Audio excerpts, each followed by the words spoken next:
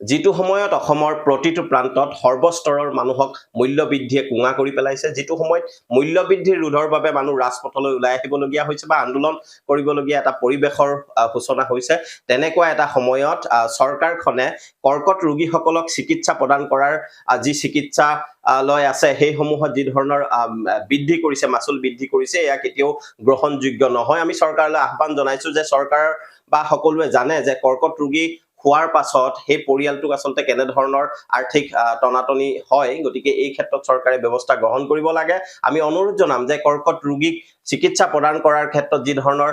ব্যয় বহন কৰিবলগীয়া হয়, এই ক্ষেত্ৰত চৰকাৰে সহযোগিতা কৰিব লাগে, কিন্তু তাৰ পৰিৱৰ্তে ৰোগীসকলক চিকিৎসা প্ৰদান কৰাৰ ক্ষেত্ৰত বহন কৰিবলগীয়া যি ব্যয়, এই ব্যয় অস্বাভাৱিকভাৱে বৃদ্ধি কৰাৰ ফলত সেই পৰিয়ালবোৰৰ মাজত নিশ্চয়কৈ আচলতে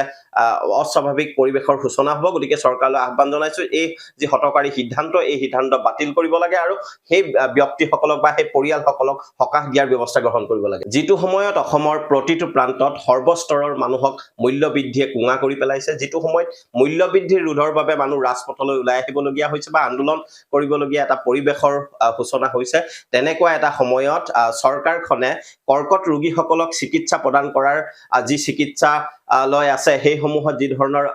বৃদ্ধি কৰিছে, মাচুল বৃদ্ধি কৰিছে, এয়া কেতিয়াও গ্ৰহণযোগ্য নহয়। আমি চৰকাৰলৈ আহ্বান জনাইছো যে চৰকাৰ বা সকলোৱে জানে যে কৰ্কট ৰোগী খোৱাৰ পাছত সেই পৰিয়ালটোক আচলতে কেনেধৰণৰ আৰ্থিক টনাটনি হয়, গতিকে এই ক্ষেত্ৰত চৰকাৰে ব্যৱস্থা গ্ৰহণ কৰিব লাগে। আমি অনুৰোধ জনাম যে কৰ্কট ৰোগীক চিকিৎসা প্ৰদান কৰাৰ ক্ষেত্ৰত যি ধৰণৰ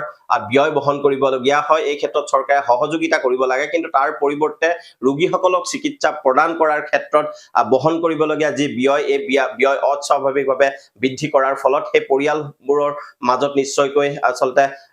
অস্বাভাৱিক পৰিৱেশৰ সূচনা হ'ব। গতিকে চৰকাৰলৈ আহ্বান জনাইছো, এই যি হঠকাৰী সিদ্ধান্ত, এই সিদ্ধান্ত বাতিল কৰিব লাগে আৰু সেই ব্যক্তিসকলক বা সেই পৰিয়ালসকলক সকাহ দিয়াৰ ব্যৱস্থা গ্ৰহণ কৰিব লাগে। যিটো সময়ত অসমৰ প্ৰতিটো প্ৰান্তত সৰ্বস্তৰৰ মানুহক মূল্য বৃদ্ধিয়ে কোঙা কৰি পেলাইছে, যিটো সময়ত মূল্য বৃদ্ধিৰ ৰোধৰ বাবে মানুহ ৰাজপথলৈ ওলাই আহিবলগীয়া হৈছে বা আন্দোলন কৰিবলগীয়া এটা পৰিৱেশৰ সূচনা হৈছে, তেনেকুৱা এটা সময়ত চৰকাৰখনে কৰ্কট ৰোগীসকলক চিকিৎসা প্ৰদান কৰাৰ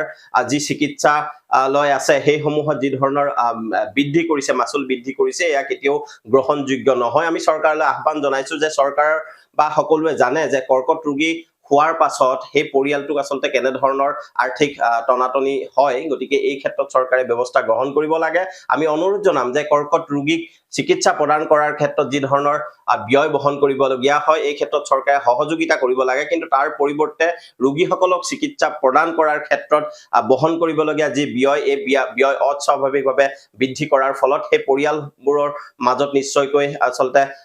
অস্বাভাৱিক পৰিৱেশৰ সূচনা হ'ব। গতিকে চৰকাৰলৈ আহ্বান জনাইছো, এই যি হঠকাৰী সিদ্ধান্ত, এই সিদ্ধান্ত বাতিল কৰিব লাগে আৰু সেই ব্যক্তিসকলক বা সেই পৰিয়ালসকলক সকাহ দিয়াৰ ব্যৱস্থা গ্ৰহণ কৰিব লাগে। যিকোনো খবৰৰ বাবে যোগাযোগ কৰক 7099017330 লগতে 7099017110 নম্বৰত।